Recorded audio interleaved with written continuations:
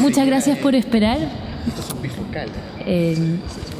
Vamos a dar inicio entonces a la tercera mesa y última de estas sesiones de conversación en torno a la obra de Sergio Larraín.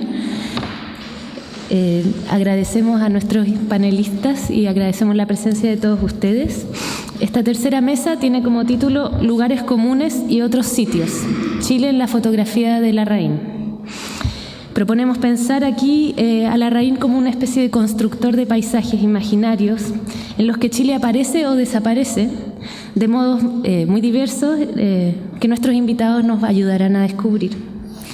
Tenemos entonces a Pedro Milos, historiador, vicerrector académico de la Universidad Alberto Hurtado, que ha dedicado investigaciones a estudiar los vínculos entre historia y memoria. Tenemos también a Francisca Márquez, antropóloga, académica del Departamento de Antropología del Alberto Hurtado, quien trabaja en las dinámicas de construcción de identidad en la ciudad, principalmente.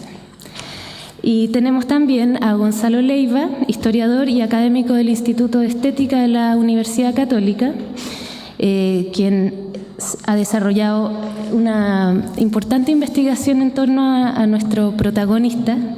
Publicó un libro titulado Biografía, Estética y Fotografía, editado hace unos años por Metales Pesados, y es autor también del texto Resplandor del laberinto, que está incluido en el libro que acompaña esta muestra. Entonces, bueno, dejo con ustedes a Pedro, quien nos ofrecerá una lectura de la fotografía de Larraín entre registro y memoria.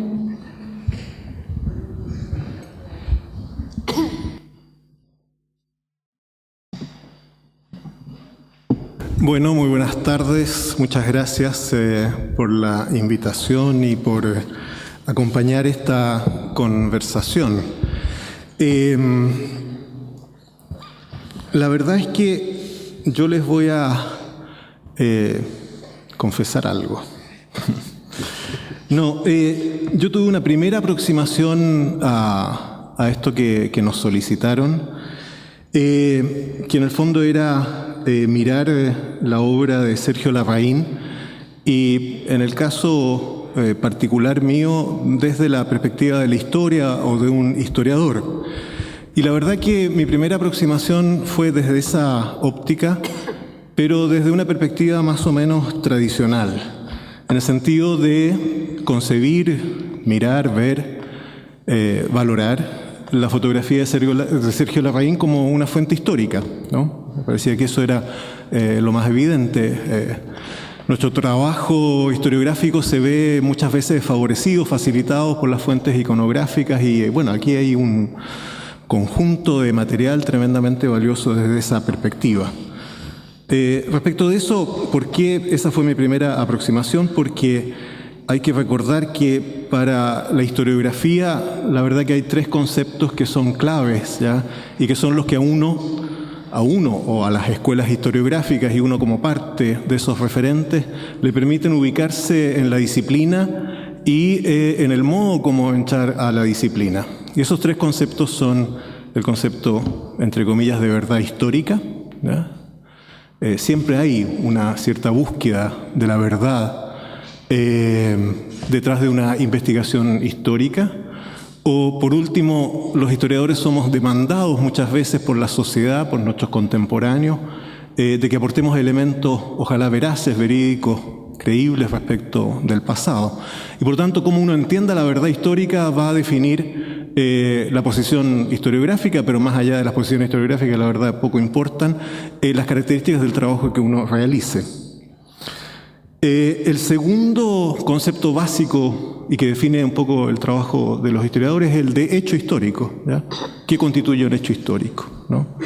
¿Están preconstituidos o finalmente, como yo lo estimo, y no solo yo, sino que muchos, los hechos históricos los construyen los historiadores y las historiadoras al momento de asignarle desde el presente una cierta importancia a un hecho que ya transcurrió, o la propia sociedad le atribuye a un hecho un carácter histórico? Y en tercer lugar, el tercer concepto que nos posiciona y es que lo que entendamos y que incorporemos dentro del enorme campo de posibilidades que ofrecen las fuentes históricas. ¿Qué es lo que va a ser una fuente histórica? ¿Qué la constituye efectivamente? ¿Cuál es el límite? ¿Qué es lo aceptable? ¿Qué es lo no aceptable? Un poco inspirado en esas reflexiones que yo dije, bueno, una primera lectura de las fotografías de Sergio Larraín podría ser útil hacerlo desde esa perspectiva, que si uno aplicara esa mirada clásica, uno podría decir algo así como: las fotografías que nos ofrece Sergio Larraín son efectivamente fuentes que nos permiten conocer un pasado en el cual él llamó la atención sobre ciertos hechos y que nosotros podremos hoy ponderar hasta qué punto son verdaderos, ¿ya? Entendiendo en mi caso la verdad como una verdad siempre relativa, parcial y provisoria. Tomemos, por ejemplo, la serie sobre Santiago y los niños de la calle. Disponemos allí de una serie de documentos históricos, las fotos, que nos informan sobre un hecho, la pobreza en Santiago de 1950, y que nos parece real. Sí, efectivamente, no solo existió, sino que su mirada particular, la de Sergio Larraín, nos permite descubrir en ella verdades que, si no estuvieran en esos registros, tal vez permanecerían ocultas o no descubiertas o develadas. Por lo tanto, yo iba bastante bien, aplicaba ya lo que yo quería hacer. O bien la serie de Valparaíso, que evidencia una vida cotidiana en dos planos: los cerros y los bares, el día y la noche, los niños y los adultos, los civiles y los marinos, el blanco y el negro. Efectivamente, son fuentes históricas esas fotografías que nos permiten aproximarnos a una vida de Valparaíso quizás desconocida o no vista desde esa perspectiva. Así iba yo. Y así hubiese seguido esto, y si así hubiese seguido, esto es lo que yo estaría comentando con ustedes con mucha más profundidad. Hasta que me encontré con una entrevista, una conversación con Sergio Larraín, que es parte del libro Homeostasis de Felipe Monsalves. No sé si en hora buena o en hora mala, ¿ya? Porque hasta ahí llegué respecto a cómo iba yo aproximándome a lo que iba a presentar hoy día. La lectura de esa conversación perturbó totalmente el modo como yo estaba viendo y leyendo las fotografías de Sergio Larraín hasta ese momento. En particular, lo que más me perturbó fue la siguiente reflexión o afirmación de Sergio Larraín, comillas. Él dice en esa conversación, sigo tomando fotografías, pero ahora sin registro. Pero existió el acto, el instante. No son necesarios los registros. Recuerda, le dice a su interlocutor, recuerda que solo existe el aquí y el ahora. Hay que liberarse de las imágenes, de todo tipo de imágenes, las de tu infancia, las de tu familia, las de ti mismo. Cierra comillas. Otra cita de esa misma entrevista, igualmente perturbadora, comillas, uno tiene que dejar atrás todas esas imágenes en las cuales creció y en las que fue formando sus creencias de otros. Cierra comillas. No son necesarios los registros, dice Sergio Larraín. Las fotos y las imágenes que están expuestas en esta retrospectiva que está en otra sala y que estamos comentando podrían no haber existido y hubiesen sido igualmente fotografías en su momento. Y existiendo, Sergio Larraín nos llama además a dejarlas atrás. En algún otro momento sostiene que, comillas, las imágenes atrapan. Tal vez lo que estoy haciendo es una lectura muy radical de sus dichos, podrán pensar algunos, o afirmaciones descontextualizadas, pensarán otros, puede ser. Sin embargo, son afirmaciones perturbadoras que provienen de quien produjo estas imágenes que nos convocan y que, en el ocaso de su vida, 1 año y medio antes de su muerte, nos compele a reinterpretar su legado. Una interpelación que conmueve hasta la inspiración misma de estas conversaciones, mostrar a los otros lo que otros no miran. Siempre extremando el sentido de las palabras que he leído, podríamos decir que mal podríamos hacer ver o mostrar a otros lo que ellos no miran si el autor de las fotografías nos insinúa que ni unos ni otros debiésemos hacerlo. Alternativas a esas alturas. A, llamar a los organizadores y sugerirles que prescindieran de mi presencia en esta mesa. Alternativa B, lo anterior, además de reconocer una crisis vocacional, académica y profesional profunda en tanto historiador. La tercera, respirar profundo y declararme en estado de reflexión hasta que la perturbación decantara y reencontrar una mirada que, sin dejar de provenir de la historia y en tanto historiador, acogiera las palabras de Sergio Larraín. Opté por lo tercero, y aquí estoy, con el desafío de tratar de compartir con ustedes algo que no me ha sido sencillo. Si las fotografías que estamos comentando no fuesen registros, sino instantes de un aquí y una ahora que ya no es, y por otra parte, si quisiéramos escuchar a Sergio Larraín cuando nos invita a dejar atrás estas imágenes y a no dejarnos atrapar por ellas, si quisiéramos cumplir con ambas condiciones, ¿qué alternativa nos queda para un análisis que no quisiera renunciar a una mirada diacrónica, entendiendo por diacronía el transcurso en el tiempo de un fenómeno? Ustedes comprenderán que no es fácil porque los historiadores vivimos del establecimiento de lazos entre el pasado y el presente y lo hacemos a partir de registros. Pienso que la única alternativa, aunque la verdad las alternativas no son únicas porque si lo fueran no serían alternativas, pero lo veo así, es devolverle a esas imágenes su carácter de instante presente, de acto en el aquí y en el ahora. Sergio Larraín dice, comillas, sigo tomando fotografías, pero ahora sin registro, pero existió el acto, el instante. Es decir, debiésemos intentar transformar la observación de estas imágenes en la creación de una nueva imagen, de una nueva fotografía en el aquí y en el ahora, esta vez efectivamente sin registro. Crear nuestras propias imágenes y fotografías. Comillas, dice Larraín, uno puede ayudar a mostrar, incentivar a esa persona a que tome conciencia de sus actos, de su historia, de sus karmas. Pero si esa persona no es capaz de verse a sí misma, nadie podrá ayudarla. Cierre comillas. Esta es otra manera de leer las fotografías de Sergio Larraín.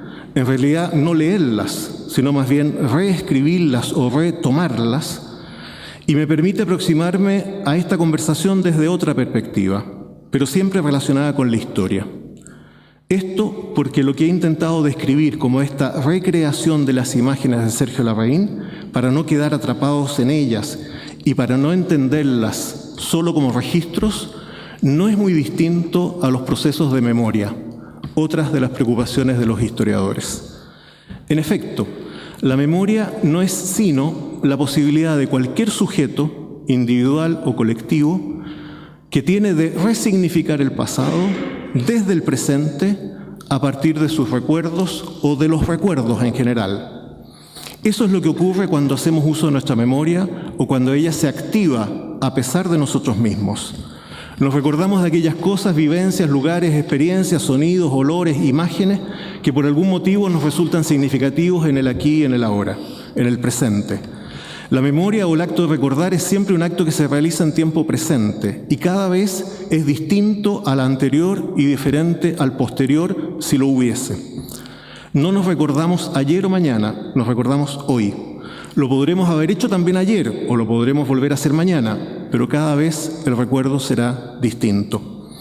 Desde esta perspectiva, los centenares de fotos de Sergio Larraín son potenciales recuerdos en la medida que nos resulten significativas y gatillen una resignificación que no es otra cosa que una nueva creación. Comillas, dice Larraín, la fotografía es más que un solo trabajo estético, es una forma de expresión, es el resultado de tu mundo interno en composición con la luz. Eso es lo que lo lleva a dejar de registrarla. En la conversación que sostiene en ese libro con quien lo entrevista, con Monsalve, le dice, ven, y se ponen frente a una luz, un objeto, y le dice, ¿ves el reflejo de la luz en ese objeto? Bueno, esa es una fotografía. Hemos tomado una fotografía y no tenemos ninguna necesidad de registrarla. Todas estas fotografías, o casi todas las que están en la muestra, pero la mayoría de ellas ciertamente, son estéticamente admirables. Hemos escuchado reflexiones estéticas sobre ellas notables. Pero no todas nos resultan igualmente expresivas o no todas tienen la posibilidad de transformarse en una nueva forma de expresión, esta vez de nosotros mismos. Habrá algunas que cristalizarán en recuerdos propios, individuales o colectivos, y para cada uno será distinto y en cada momento será también diferente, si son otras las personas o es otra la época en la cual se exhiben esas mismas imágenes. Lo que acabo de expresar es una hipótesis, la verdad, que si tuviese que formularla como tal sería algo así como las imágenes registradas en las fotografías de Sergio Larraín, lejos de ser portadoras de un significado dado desde el pasado a ser leído en el tiempo presente, son una posibilidad de transformarse en una nueva imagen, esta vez captada y significada en el tiempo presente, como un ejercicio de memoria gatillado por un recuerdo. No sé cómo estoy de tiempo. Ya. Me quedan 20 minutos, así que estoy estupendo. No, me quedan un poquito. Lo recordado, sin embargo, en este caso, no está contenido en lo propio de la imagen de Sergio Larraín, sino que es construido por el observador a partir de sus propias vivencias y experiencias. En ese sentido se puede utilizar el término gatillado, un recuerdo gatillado por la imagen. De este modo podemos también resolver la falsa disyuntiva en la cual yo en un momento en el análisis caí, entre la diacronía y la sincronía, como lo sería suponer que la fotografía, en tanto expresión en el aquí y en el ahora, es un acto necesariamente sincrónico, descartando la diacronía que supondría el que mantuviese su significado a través del tiempo. Lo que yo estoy afirmando, que ese significado que estuvo presente en el momento que se tomó la fotografía, no necesariamente permanece ni trasciende en el tiempo. O eso es lo que nos dice Larraín, nos advierte, nos dice, no se dejen atrapar por las imágenes de su infancia, de su familia, libérense de ellas, ¿ya? Y construyan desde ustedes mismos su propia imagen y su propia vida, finalmente, él dice. Entonces, los hechos significativos, si es que los tomamos sincrónicamente, son aquellos que son capaces de conjugar en sí mismos la diacronía. Es por ello que en cierto momento los recordamos. Yo hago la analogía con los recuerdos, porque son capaces de unir el pasado y el presente. Uno se recuerda de ciertos acontecimientos de su vida, no de cualquiera ni de todos, sino de aquellos que en un momento unen lo que sucedió en el pasado con lo que sucedió en el presente, sin dejar que ese recuerdo haya o esté referido a una experiencia que fue en un aquí y un ahora. Sí, si soy capaz de darme a entender bien, estoy haciendo una analogía entre la fotografía, ¿ya?, y la posibilidad que ella se transforme en un recuerdo. Bueno, todo esto es muy teórico y muy conceptual. Por eso intenté ver si esta hipótesis se sostenía. Y vine a la exposición y la recorrí de 3 modos distintos. Primero, como lo había pensado al comienzo, viendo las fotos como fuentes históricas que me permitían reconstruir un pasado. Y funcionaba. Luego lo hice en el segundo modo, viendo estas fotografías como registros estéticos, y quedé deslumbrado. Ambas maneras de mirar o leer la exposición fueron productivas y las disfruté. El punto era que al hacerlo de ese modo no estaba dando, creo yo, cuenta de lo que sugería Sergio Larraín en su conversación en Homeostasis. Comillas, las fotos no son registros y son algo más que un trabajo estético.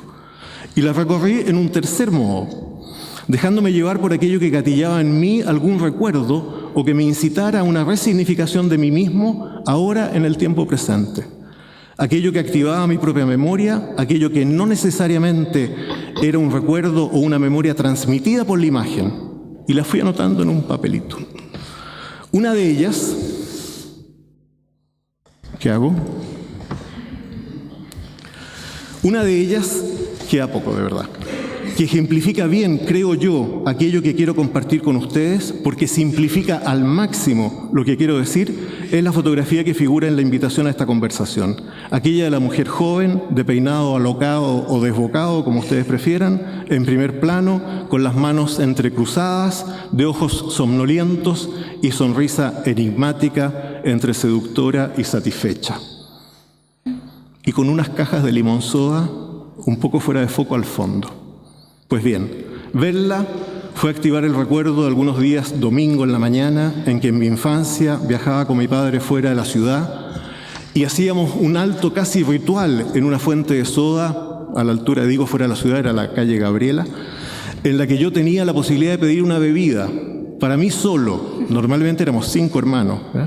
Y la excitación del hecho iba acompañada de la ansiedad que me provocaba tener que escoger entre mis 3 favoritas: una Pils, una Pap o una Limón Soda. O sea, la pobre dama no la vi, ¿ya? Me fui derecho allá al cajón de las Limón Soda. O el muchacho ese con un... no estaba. El muchacho ese con un canasto de plástico en la cabeza, no sé si lo han visto esa foto, ¿ya? Está de un material y una forma, esos canastos ya no existen, se los aseguro, ¿ya? Eran de plástico, medio flexibles, con 2 asas, ¿ya? haciendo la misma tontera que hacíamos con mis hermanos y que era fuente de disputa, ya fuese porque todos queríamos usar al mismo tiempo el canasto o porque ninguno queríamos que nos lo pusieran a uno en la cabeza en el momento que los otros querían. O el niño aquel, ese era, perdón, con una chaqueta, no sé muy bien de qué género, muy parecida a la que yo heredé de mi hermano mayor, en mucho mejor estado, en un tiempo que los niños efectivamente usábamos chaquetas. Ciertamente yo no compartía la condición de pobreza del niño de la foto, pero vestir esa chaqueta, algo usada, desgastada y que me quedaba un poco grande, me provocaba algo de menoscabo y de carencia. Hay otras fotos más, ¿ya? Los ejemplos que he dado y el análisis que he presentado lo he situado en el ámbito personal casi íntimo, porque así lo inducen los términos en que se da la entrevista o la conversación con Sergio Larraín en Homeostasis. Pero sin duda podríamos hacer o intentarlo al menos, no lo voy a hacer ahora, no se asusten, en términos sociales, es decir, como sociedad o como país respecto a lo que estas imágenes nos ofrecen. Cómo como país no quedarnos atrapados en ellas, cómo reinterpretarlas en función de lo que son lo que hoy día le otorgamos significado y transformarlas en una experiencia propia. Los invito entonces a sumarse al trabajo de campo que permitiría confirmar o refutar la hipótesis planteada. Los invito a recorrer la exposición de esta otra manera, con el corazón abierto a crear nuevas imágenes, nuevas fotografías, esta vez por ustedes, por nosotros mismos y sin registro. Digo traer al corazón porque recordar no es sino eso, volver a traer al corazón experiencias significativas del pasado. Muchas gracias.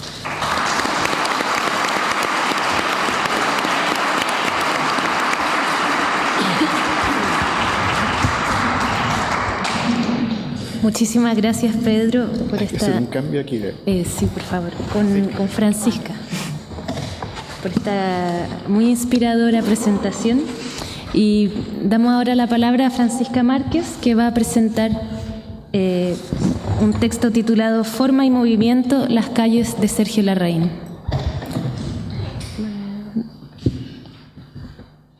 ¿Qué no es esto? A ver.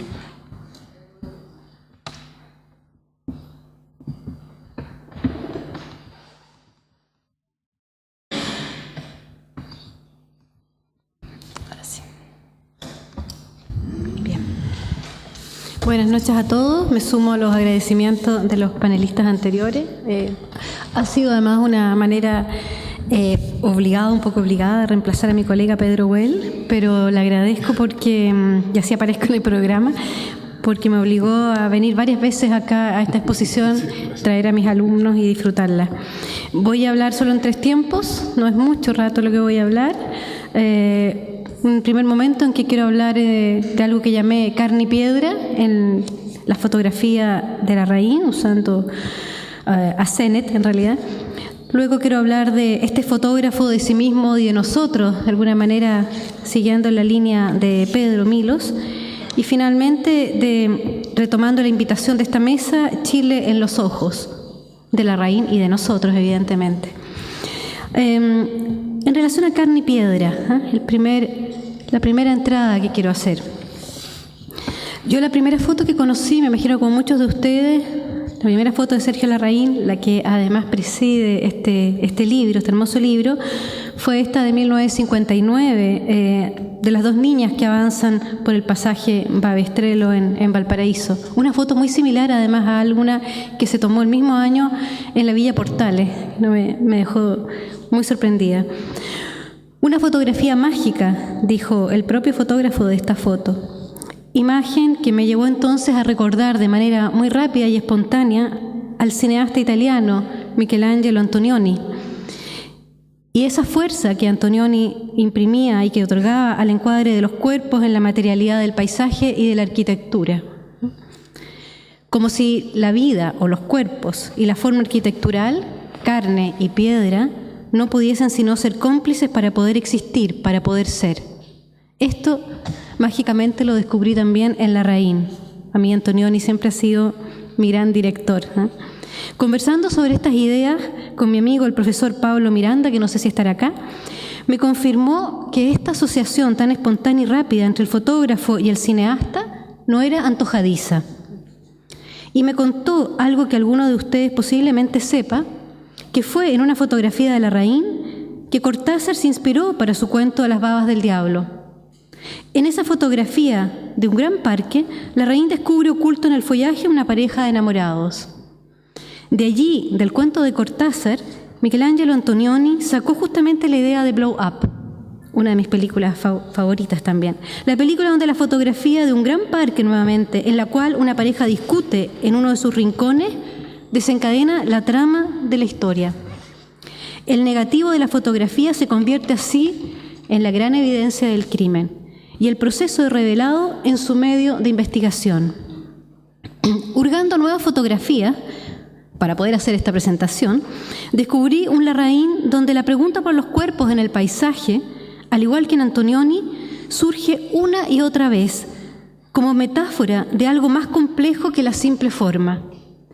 Desde la mirada del encuadre y el corte oblicuo, siempre la materia y los cuerpos, una y otra vez. Larraín como Antonioni nos provocan la mirada al punto que ya no sabemos bien qué miramos, si el personaje o el paisaje, si la carne o la piedra, si el ojo va de uno a otro en la búsqueda del significado de ese diálogo, de la trascendencia y de la identidad, de las cajas, de la limonsoda a la figura de la mujer sonriente o el perfil del hombre.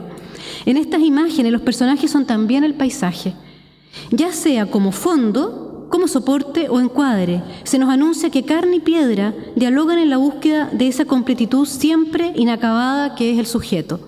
Diálogo que se refuerza y tensiona por el aislamiento y soledad de los cuerpos, pero también por el encierro agobiante de las paredes y los espejos que se devuelven unos a otros, por el trasfondo difuso que soporta la figura, o por el paisaje concreto, donde el cuerpo se borra y nos esquiva.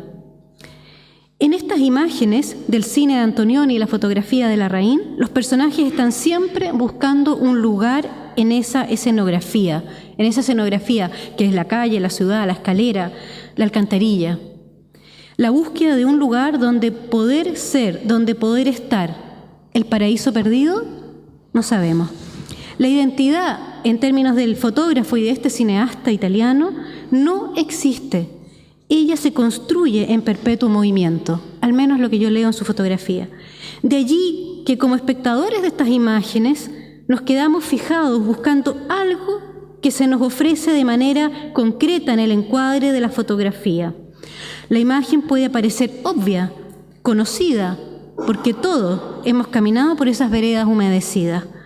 Pero el significado de la imagen resulta problemático, nos interroga, porque está allí, pero inconcluso, en su temporalidad, en su encuadre y en la mirada que el individuo arroja al lente que lo observa y lo fija. Mi sombra va entrando y saliendo de la sombra de los árboles y edificios por la vereda, conmigo encima. Sergio Larraín, carne y piedra, podríamos decir. Segundo punto, fotógrafo de sí mismo y nosotros. Aquí creo que me acerco a lo que planteaba Pedro. Vagabundear por el mundo con soltura, nos decía el fotógrafo. Vagabundear hasta que la mirada se sorprenda en ese ir y venir entre sí mismo, el paisaje y las efímeras figuras de otros andantes. Imaginación poética, donde nada se nos ofrece de manera concluida y cerrada. Larraín, él nos dice, es también un paseante, un caminante contemplador, solitario, reflexivo, que disfruta el paisaje, las calles, los pasajes, las veredas, y que se entrega a lo que la ciudad y sus mundos le ofrecen. Errancia que, sin embargo, amarra puntos, fija imágenes y construye un relato, pero que siempre se completa con la mirada del espectador.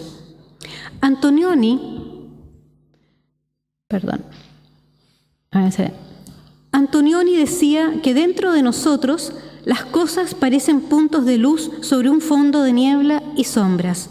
Nuestra realidad concreta posee una cualidad abstracta y espectral. Esta afirmación bien podría ser la de Larraín, fijado en una calle húmeda, por donde los pasos de muchedumbres presurosas caminan a un lugar que no vemos. Las fotos de Larraín, así como las imágenes de Antonioni, son en cierta forma la no concreción del significado, como diría Barthes.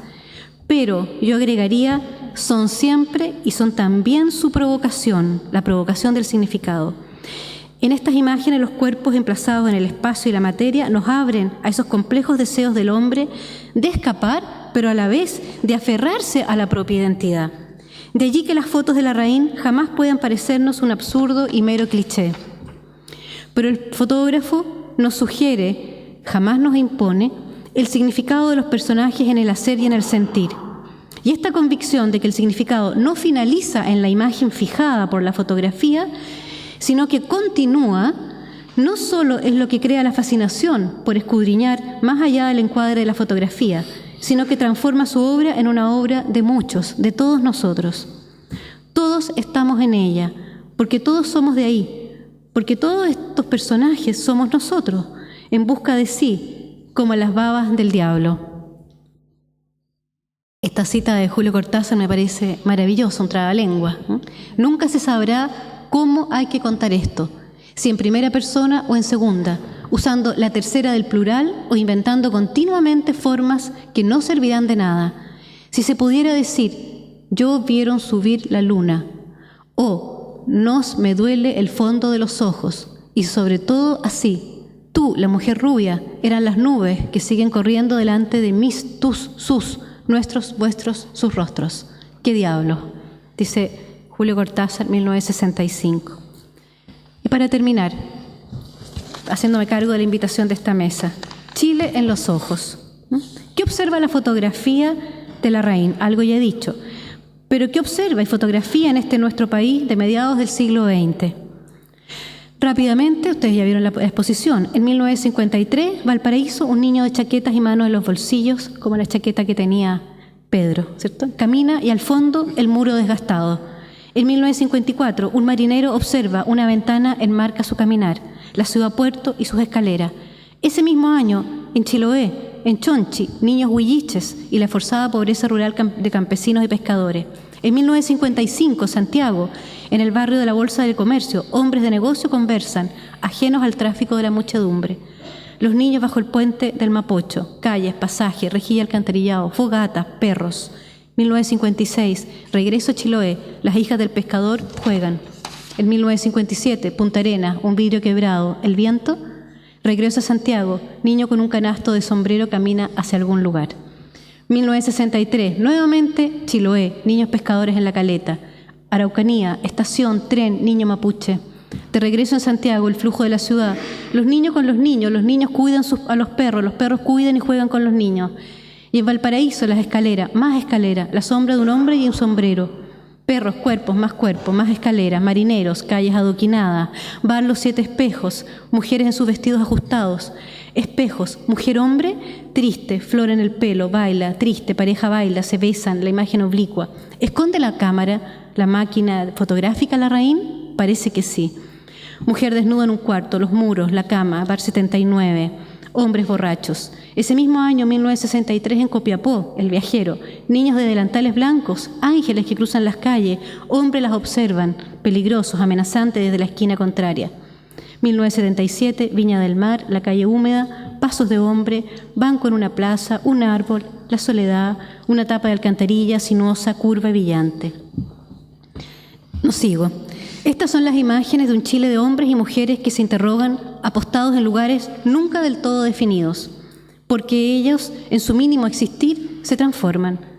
Ambigua tensión entre el abandono y el cobijo, la vida rural y urbana, lo bucólico y el ajetreo urbano, lo público y lo íntimo, el estar y el fluir callejero. La preocupación de Larraín es también una pregunta por la identidad del hombre moderno, de la mujer moderna, los precarios soportes de la identidad y la incertidumbre de su significado.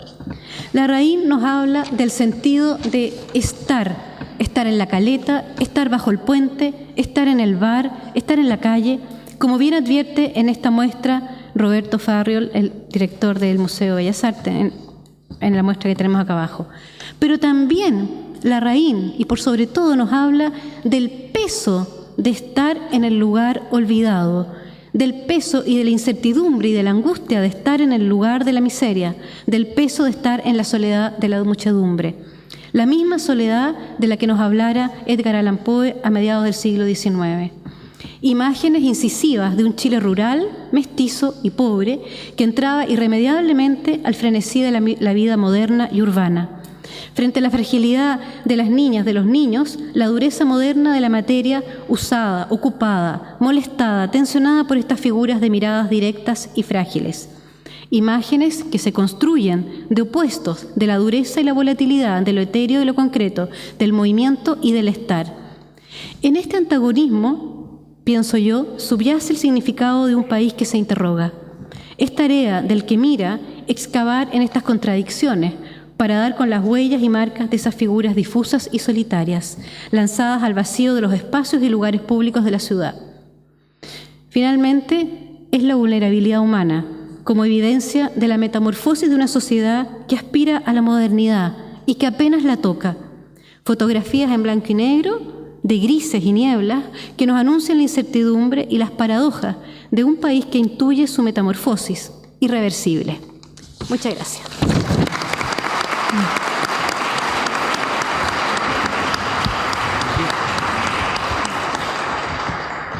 Muchas gracias, Francisca.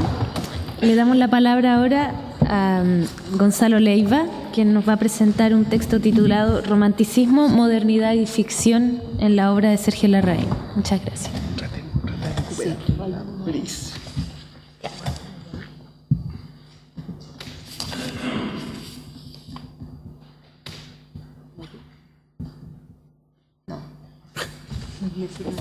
Sí, ahí está.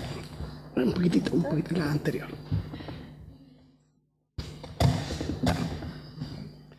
Ahí estamos. Hola, buenas tardes a todas y a todos. Quiero agradecerles su paciencia y sus ganas y su pasión por estar compartiendo con nosotros estas reflexiones sobre Larraín. Quiero agradecer a la Universidad Alberto Hurtado por preparar tan cariñosamente este trabajo de reflexión y yo creo que era una labor que además tenía que ver con la Universidad Alberto Hurtado, porque tiene que ver un poco con el espíritu que originalmente se hicieron las primeras fotografías que marcan un antes y un después en la historia de la fotografía chilena. Así que agradecer a todos, a todas particularmente, contarles que estoy trabajando en estos momentos yo sobre romanticismo primitivo, es decir, el romanticismo del siglo XVIII, y entonces en realidad este trabajo, más que hacerlo desde el punto de vista histórico, lo hice un poco con las cosas con las cuales estoy dialogando actualmente, particularmente el trabajo de Schlegel, que formula tempranamente el concepto de lo fragmentario dentro del pensamiento disidente o no lineal. Entonces, de esta perspectiva, yo voy a hacer un tránsito bastante posmoderno sobre Sergio Larraín, porque, bueno, ahí están los libros para que un poco se determinen la historia, etcétera, y me interesa trabajar la posmodernidad en la perspectiva de que parafraseo a dos personajes clave en la historia de la fotografía chilena. Uno es Ronald Kay, que es un personaje esencial para toda la reflexión del espacio de acá, y alguien que curiosamente trabajó con los materiales fotográficos y que nutrió el Instituto de Estética de la Universidad Católica, Fidel Sepúlveda, y que trabajaba el concepto del allá mismo, y a partir del aula campesina. Entonces, estos mundos con los cuales yo estoy trabajando me parece que fundamentan un poco esta posibilidad de simbolización que, a mi modo de ver, convocan las imágenes de Sergio Larraín. Entonces, primero, romanticismo. La fotografía emerge desde el paradigma romántico. La argumentación del recuerdo, del rostro atrapado, del que siempre, comillas, quedará en la memoria. La fotografía aprisiona esta memoria, trama de lugares reales o espacios ficcionados, en los que el mundo de la experiencia cotidiana se desplaza a los mundos del recuerdo, que ya se ha trabajado sobre esto aquí en esta mesa, pero también del olvido, y en ese sentido el documental trabaja o fundamenta un artificio tecnológico a partir, en este caso, del daguerrotipo. La memoria cultural de la fotografía funda una acción que despierta una vista del sujeto, que moviliza, que va de una u otra manera estableciendo las matrices con las cuales hemos dialogado. Esto es una fotografía chilena realizada en 1855 en un daguerrotipo, y que usted, digamos, lo interesante de esta fotografía es que está, digamos, iluminada, y que el libro habla de una u otra manera del tema de una persona letrada en un universo de letrado muy restringido. Y finalmente, con esto cierro mi pequeño homenaje a la historia de la fotografía, porque esta memoria cultural despierta la mirada. Y despierta la mirada y moviliza el entorno del pasado desde un presente, narrando un nuevo enunciado. Es la mirada de la madre, si ustedes observan, la que sostiene la socialización de este angelito, pero sobre todo la que sostiene la ritualización de la muerte como un paso a mejor vida. Esta fotografía, que es una fotografía anónima de 1940, cerca del lugar donde yo nací, es decir, cerca de la sexta región, habla, ¿cierto?, de una práctica muy usual donde la fotografía se convertía en un artefacto romántico. 2. El espacio especular. Aquí voy a trabajar con algunas imágenes de Larraín que no están en la exposición, sino que están en algunos de sus trabajos publicados en revistas, particularmente la revista Cruzeiro, que es su primer gran trabajo. El estadio especular, narrado por Jacques Lacan, es la mirada desde el reflejo del vidrio de los espejos. ¿Qué es lo que trae este estadio? El desarrollo de un yo como instancia psíquica, es la asunción de elementos de conciencia que emergen con los reflejos especulares, de los cuales el inconsciente es sin duda una trama. Y así tenemos que también los 7 espejos constituyen formas y fundamentos de este espacio especular. Cada vez que miramos en el espejo, añoramos encontrar aquellos vestigios que nos recuerdan la satisfacción gozosa de reconocerse en completitud. Ocurre una percepción de la unidad de la imagen corporal. Es una representación cifrada y simbólica que une mundos hacia lo múltiple y fantasioso. Es la liberación canónica de los principios miméticos adocinados de la imagen fotográfica. El espejo es su acepción de los 7 espejos, pero también es la búsqueda de la familia como escenario de añoranzas del infinito amor que todos deseamos encontrar en nuestra familia. 3. La itinerancia y el juego. Benjamin decía que la esencia del jugar no es solamente jugar, sino un hacer cuenta que es de una u otra manera la condición del jugar, la reiteración. Y dice finalmente algo que a mí siempre me ha impactado, que la transformación de la vivencia del jugar más emocionante finalmente se transforma en hábito. Los hábitos eran para Benjamin formas reconocibles, petrificadas de nuestra primera dicha, pero también de nuestro primer horror. Y es aquí donde las imágenes de los niños de Chiloé, en este caso, de Larraín, aparecen trozando esta posibilidad del gozo en esta matriz que pretende de una u otra manera romper lo que los psicólogos llaman la fijación funcional. La fijación funcional es el modo como nosotros organizamos nuestra vida y cómo damos respuesta a la cotidianidad. Justamente es el estereotipo frente a la construcción de la realidad. Y en este sentido, las respuestas funcionales de un niño que mira el mundo al revés, o de un niño que se encarama, se cuelga, que busca los límites, es en definitiva encontrar las osadías del mundo infantil, en las cuales de una u otra manera yo cifro una hipótesis muy importante en la propia vida de Sergio Larraín. 4. ¿Dónde habita el ser? Les voy a mostrar las fotos de la famosa casa que se construyó su padre imitando el estilo Le Corbusier en la avenida Osa. Estas fotos me llegaron, finalmente las pude encontrar, fueron publicadas en una revista aniversario Zigzag y eran como de las casas destacadas, digamos, de la época. Pero yo hago esta relación entre la casa que ocurrió, además la tragedia de la muerte del hermano, pero que al mismo tiempo es paradigma para la época, con un relato que realiza Piglia y que a mí me encantó. Les cuento, un profesor de filosofía argentino realiza una peregrinación iniciática a Friburgo, donde vivía y donde era rector en ese momento Martin Heidegger. Había fotografiado con devoción, pero equivocándose, la casa vecina de donde vivía Martin Heidegger. Entonces, la foto de la morada falsa la exhibía en su despacho, si no con discreción, al menos con respeto. En una de las paredes de su oficina en la universidad había un cartelito abajo, había escrito, este filósofo argentino, aquí habita la verdad del ser. El error fotográfico señala que la morada del ser quedaba al lado, en lo no visto.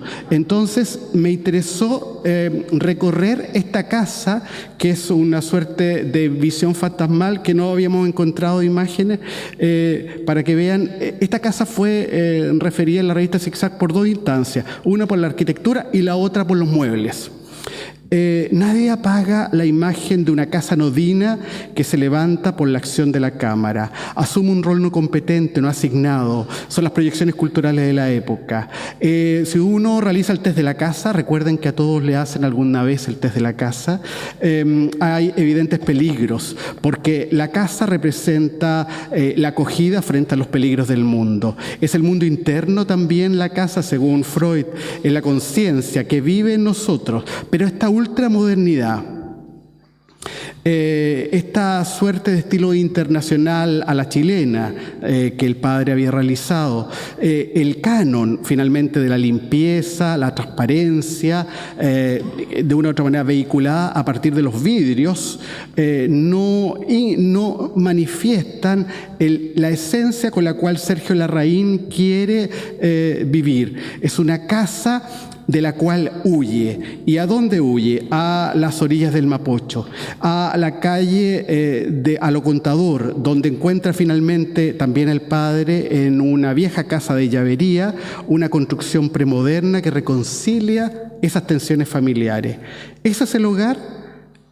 Parece que no. Parece que en Larraín la casa no estaba adherida a ningún estilo en particular. La casa era la naturaleza. La casa estaba entre los árboles, quizás colgando, llena de espacio donde quizás el tema más central es la libertad. La vanguardia, fíjense, le impedía gozar esta casa.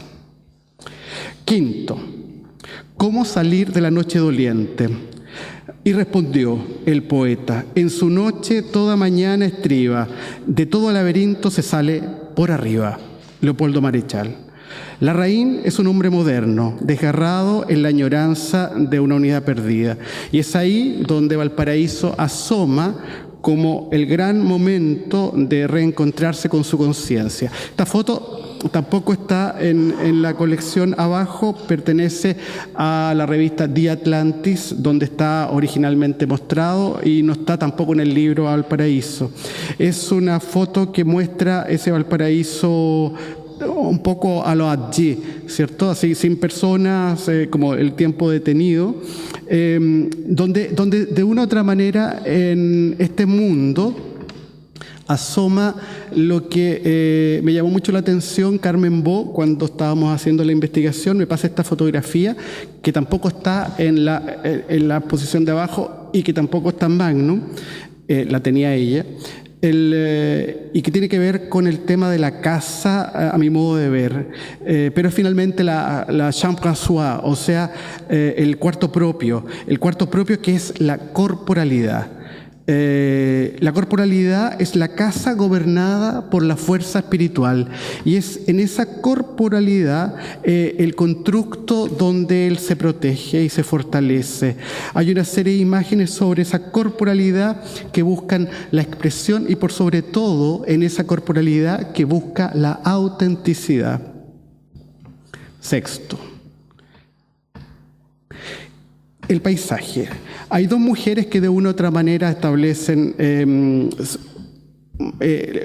son las portadoras de las llamas de la libertad.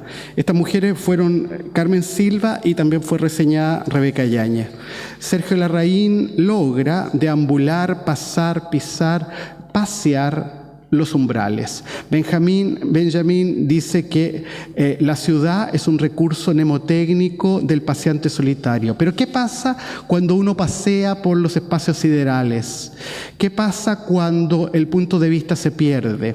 ¿Qué pasa cuando el campo ciego, la diegesis que de una u otra manera trabaja la imagen, establece más importancia a lo que está afuera, es decir, a lo que se llamaría lo que está detrás, que lo que está presente?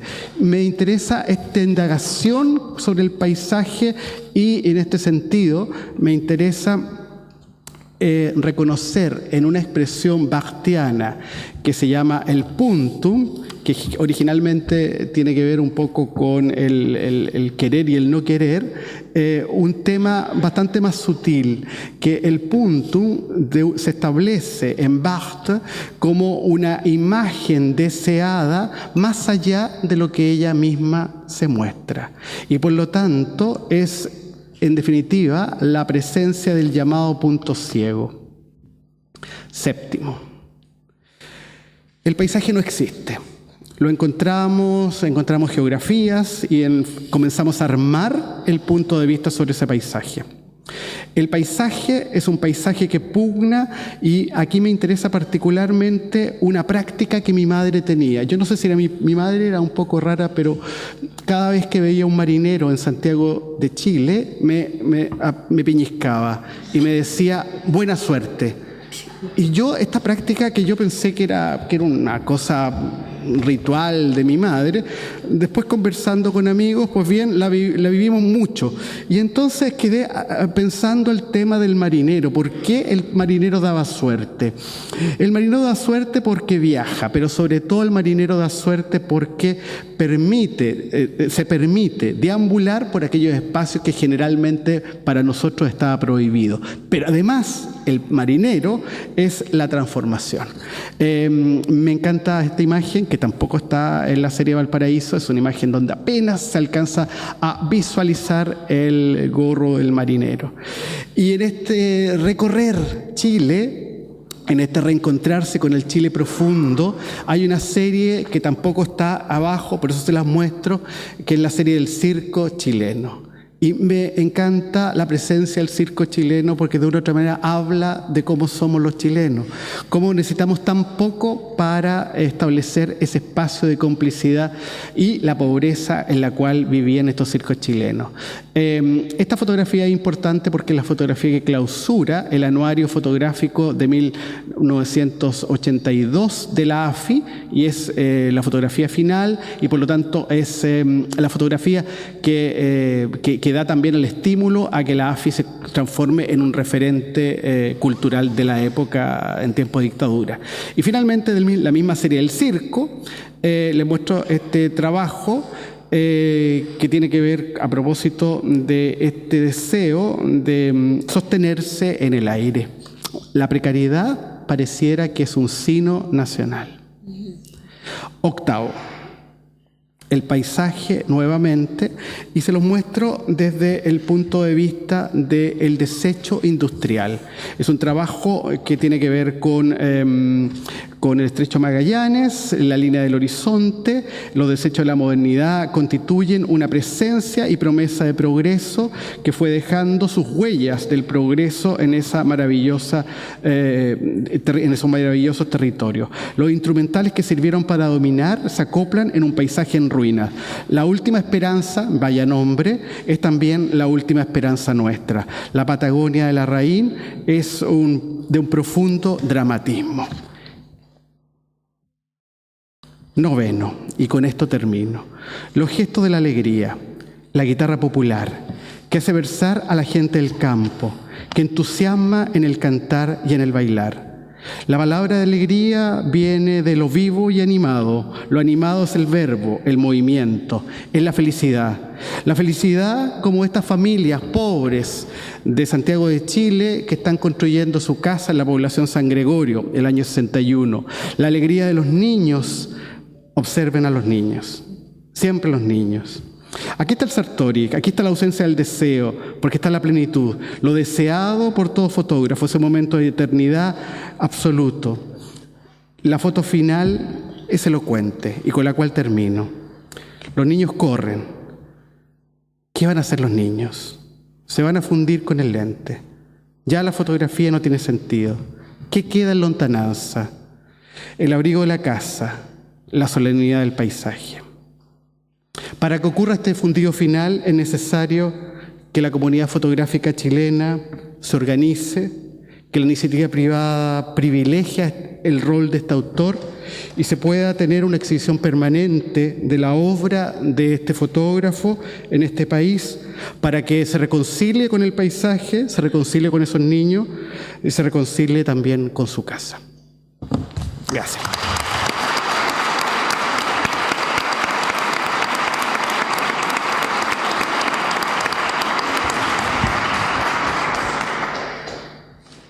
Muchísimas gracias, Gonzalo. Es muy interesante además poder acceder a estas imágenes inéditas. Un gran privilegio, en verdad. Y quisiera dar la palabra para ver si hay comentarios, preguntas, sugerencias, críticas. Tenemos un tiempo para conversar con nuestros expositores. Así que...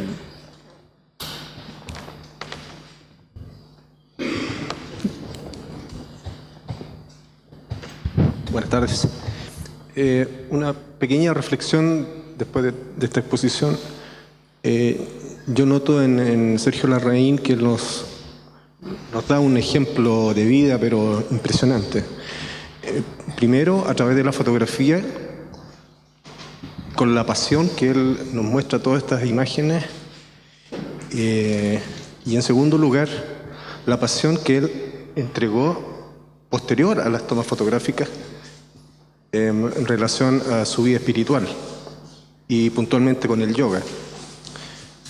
Era tan apasionante escucharlo hablar acerca de su vida espiritual y de poder mejorar el planeta que uno quedaba con la boca abierta. Entonces yo creo que finalmente lo que me deja a mí es que la vida hay que tomarla con pasión, hacer las cosas que a uno le gustan y entregarse, pero 100%, tal como lo hizo él. En la fotografía y en su segunda vida, que es la vida espiritual. Eso quisiera decir.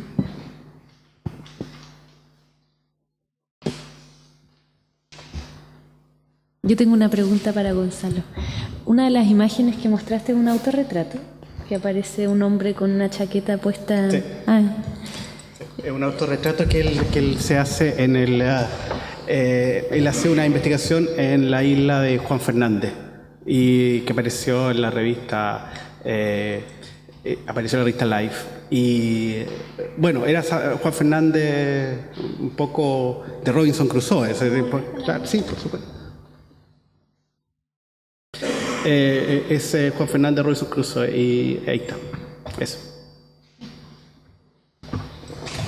Que no deja de ser interesante la coincidencia entre esta y el niño con con el saco, ¿no? En la cabeza hay un retratarse como niño aquí. Sí, hay un...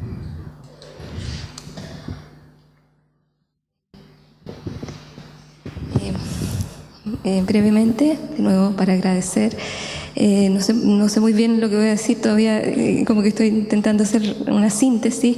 Creo que era muy difícil la tarea de los ponentes de esta mesa, puesto que los convocábamos a hablar de Chile, ¿no? Que era como un tópico así muy tremendoso para un tipo de fotografía que parecía que justamente tendía a desarticular este tipo de miradas, y yo me quedo con la sensación hoy día que justamente lo que podemos como ir decantando de estas ponencias es la grandiosidad de una fotografía que supo ir por el lado, justamente como lo ha presentado Pedro, una fotografía que no retiene el pasado, sino que más bien lo libera y lo devuelve a una experiencia presente, una identidad que no está dada, sino que está en proceso de construcción, una familiaridad de los chilenos que es la inquietante extrañez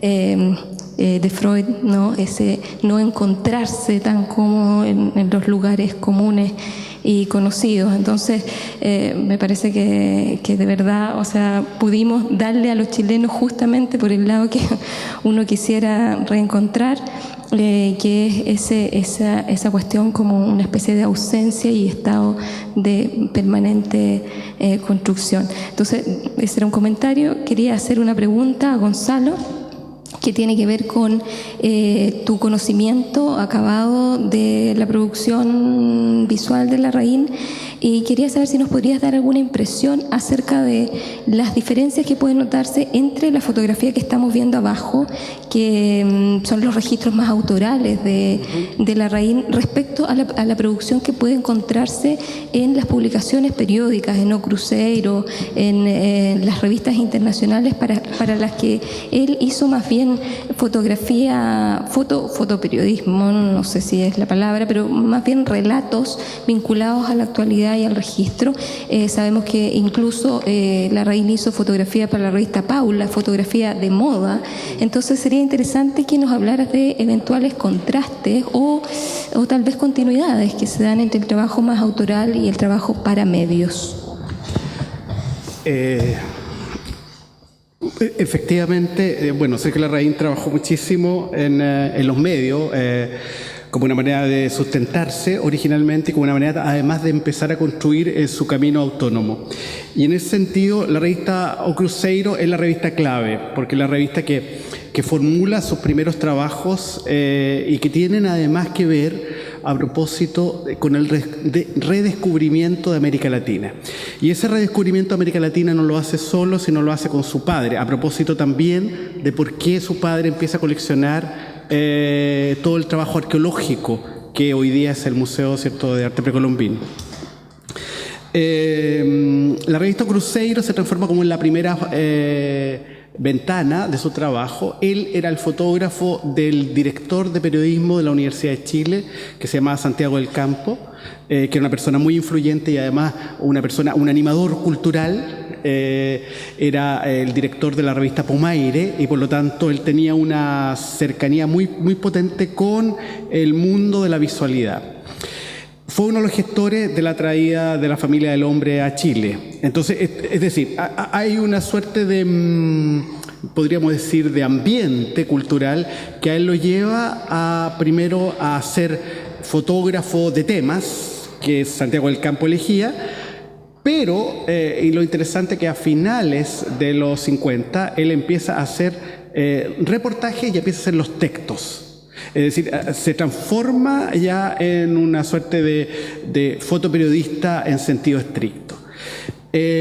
¿Cuál fue el problema del fotoperiodismo que él realiza? Es que cuando él ingresa a Magnum, ¿cierto? Magnum, que es un conglomerado, y le pedían temas específicos y que algunos lo realizó de manera brillante, pero a él le cansaba esta exigencia de los medios. Entonces, cuando nosotros vemos el trabajo de la revista Paula, que es un trabajo posterior cuando regresa a Chile, son todos temas que tienen que ver con su interés. Y es tanto así que cuando él realiza moda, es muy curioso el trabajo de moda, porque uno ve la fotografía y dice, ¿qué se está fotografiando aquí? Porque aparece una mujer perdida como en una multitud. O sea, se supone que está fotografiando el vestido, el zapato, no sé, pero él siempre lo pone en un contexto urbano, pero profundo, es decir, lo pone en el cerro Santa Lucía, la pone en el río Mapocho, o hace un correlato con el río Mapocho. De una u otra manera eso está diciendo que él indagaba. Él indagaba incluso en un género de representación que es bastante estereotipado como la moda. Él indaga la geografía, el espacio de acá. O sea, hay una...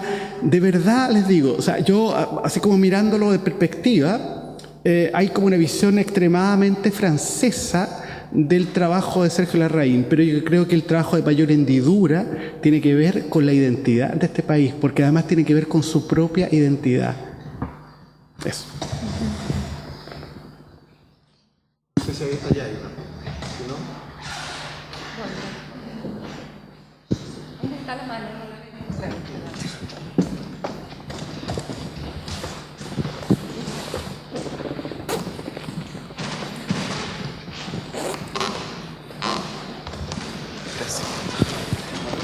Buenas noches. Más que nada quería agradecer la sensibilidad con la cual cada uno de los expositores logró referirse a la obra de Larraín, porque sé que no debió haber sido fácil poder pensar en una forma de interpretar la fotografía de él y de diversas aristas, diversas disciplinas y diversas visiones que al final lograron dar de forma tan sensible y tan personal. Me gustó mucho escuchar la referencia al cine italiano. Considero que el cine italiano es fundamental justamente y que también refleja un periodo bastante clave en la historia de la humanidad y cómo se desenvolvió la sociedad de los 50 y 60. También de cómo afloraron estos conceptos de paisaje, de lugar, de territorio. Porque muchos... hablando desde los mismos estudios urbanos, siempre se habla del paisaje, siempre se habla del urbanismo, siempre se habla de los elementos inertes, pero Larraín logró captar al usuario, logró captar a la persona que se apropiaba del espacio, a la persona que se tomaba el espacio y lo hacía suyo y lo vivía de forma sincera. Entonces ese tipo de cosas me gustó muchísimo que se rescataran y que se lograse reflexionar justamente, ya no tanto desde la técnica de la fotografía, sino el impacto que tiene la fotografía como tal.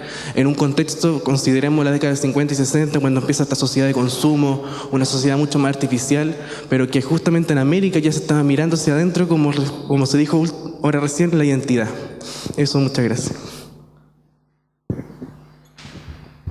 Pedro, Solo si no hay nadie que quiera decir algo. No, a propósito del tema de la identidad que fue mencionado también por Francisca, de algún modo también en la otra exposición y se aludía y recién. Efectivamente, esa es podría ser otra clave de lectura de este desconcierto que llamo yo, que por lo menos a mí me produjo esta referencia tan clara. Hay otras citas de esa entrevista en la cual dice no hay pasado ni presente, es el ahora, y esta necesidad de romper con las imágenes que nos han precedido y la identidad, o sea, socialmente se construye permanentemente en referencia al pasado y al futuro, ¿ya? Entonces yo creo que no, en ese sentido digo que esa, y por eso yo estoy consciente que tal vez exagero la interpretación de esas señas, ya que son discursivas finalmente, es decir, la fotografía, hay una parte en la cual al terminar la entrevista dice, no te sientas defraudado por no haber sacado fotos, recuerda que las imágenes no sirven de nada, ¿ya? Esto que no hay pasado ni presente. Exagerando un poco la implicancia de esas palabras, yo creo que son preguntas interpeladoras. O sea, efectivamente la identidad se construye en permanente, uno es también nuevamente, la identidad al igual que la memoria se conjuga en tiempo presente, uno es hoy día, fue algo y va a ser otra cosa. Lo que pasa es que lo que es hoy día está fuertemente influenciado por lo que fue y quién no ha dicho mañana yo voy a ser distinto, ¿no? Lo decimos todos los días, ¿no? O sea, nuestra identidad se construye en ese diálogo entre lo que fue, cómo los otros nos ven, lo que uno hizo o no hizo y las expectativas que tiene hacia adelante. Entonces, aceptar el desafío de que se afirme con no hay pasado ni presente, desde esa clave creo que es tremendamente estimulante. Y efectivamente ahora me doy cuenta que no hice ni una tarea ya porque además se me olvidó Chile ya, como salvo de verdad en esa referencia final no hay en ninguna otra de que parte. yo creo que se puede hacer la analogía. Yo lo hice un ejercicio más individual o personal, pero uno podría analógicamente hacer ese mismo ejercicio desde el punto de vista social, ¿ya? Y desde el punto de vista como país, como sociedad. Tarea pendiente.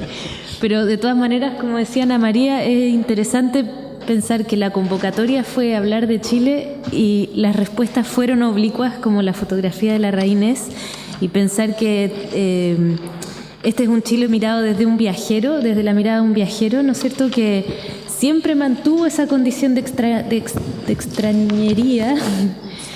Y que bueno, esta es una mirada que difumina un poco los clichés y los lugares comunes, como estaba convidando la mesa a pensar. Entonces es también, yo creo, un síntoma, una buena respuesta a esa convocatoria. ¿Hay algún comentario más? ¿Sí?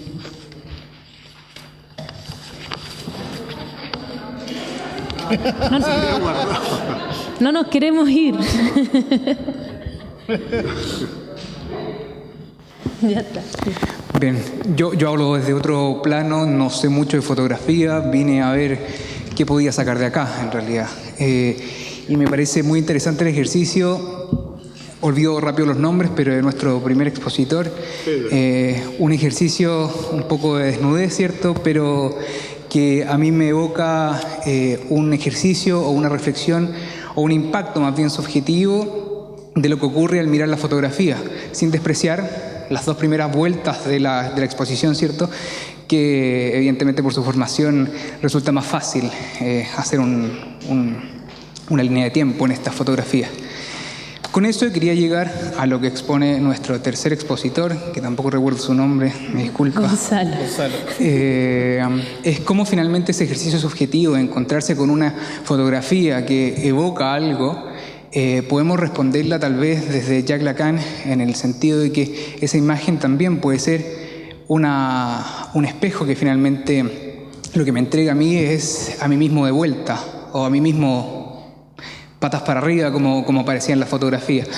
Entonces, atendiendo a que hubo un ejercicio subjetivo al analizar la fotografía y después entender que la fotografía también puede ser el ejercicio de espejo, de subjetivarme y así demandarme desde ese lugar que tanto me angustia tal vez. Como ustedes dos podrían quizás ahí articular mejor lo que yo estoy diciendo. Ir a verla juntos. Sí. Bueno, sí.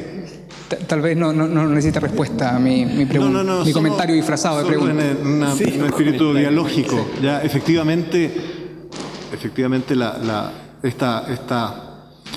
este intento de a ver, lo que quiero decir que es, creo que hay algo más que vocación, ¿ya? Efectivamente, toda imagen te refleja algo.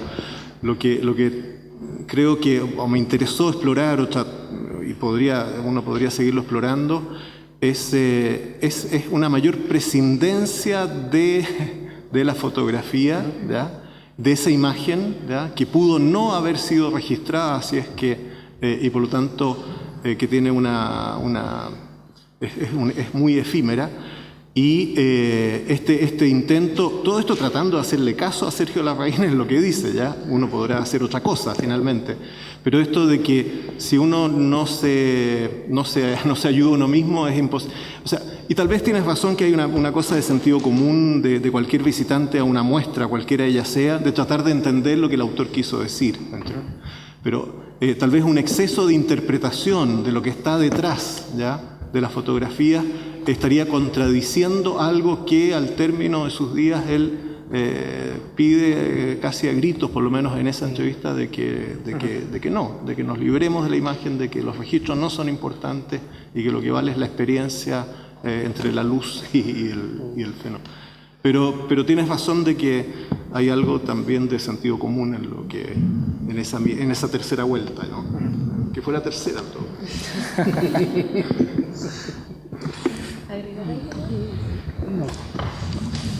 Bueno, en nombre de la universidad y del Departamento de Artes, les agradecemos muchísimo a ustedes, a nuestros expositores anteriores, reiterando también los agradecimientos a los organizadores de la maravillosa exposición, al museo y sobre todo a ustedes los asistentes a este encuentro, al encuentro también de hace 2 semanas atrás. Este es la última sesión de este seminario. Tenemos una pequeña actividad organizada dentro de la universidad también, que no me acuerdo qué día es, pero la pueden encontrar en la página web de la exposición, 28 de marzo. No, de abril, de mayo. Me están soplando mal. Así que a la que nos están invitados también. Y eso, bueno, que tengan buen fin de semana. Vengan a ver la exposición de nuevo. Esta es una exposición que hay que ver por lo menos 3 veces. Sí, es verdad. Muchas gracias a todos.